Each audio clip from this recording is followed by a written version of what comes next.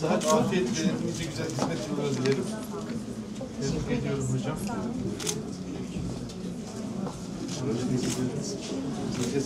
Görsel de güzel olsun.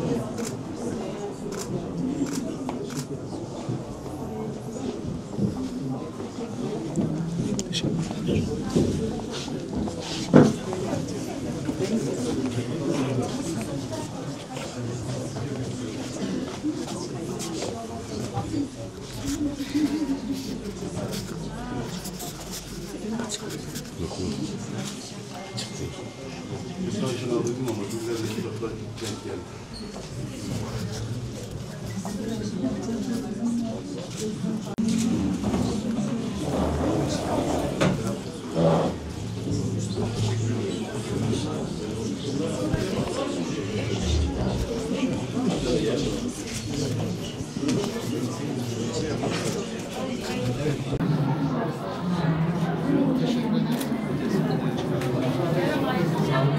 Fatih Hocam.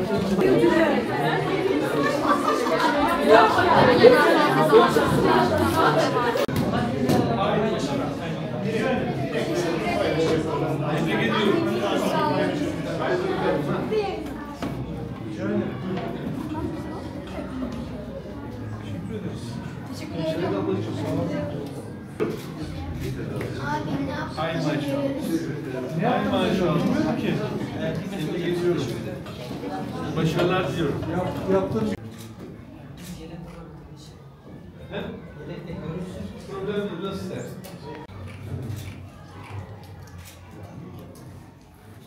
Haydi.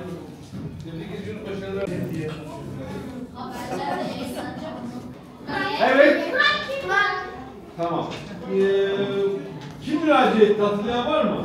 İnternetten girip, bilgisayardan girip. Evet. Ne yaptık? Kayıt olmuştu. Ne yaptık kayıtta? Dersimi seçiyorum dedin değil mi? Türkiye Diyanet Vakfı Genel Müdürümüz. Ama belediye başkanlığı yapmışlığım var. Hocam belediye başkanı. Onda 8 işler. Pardon.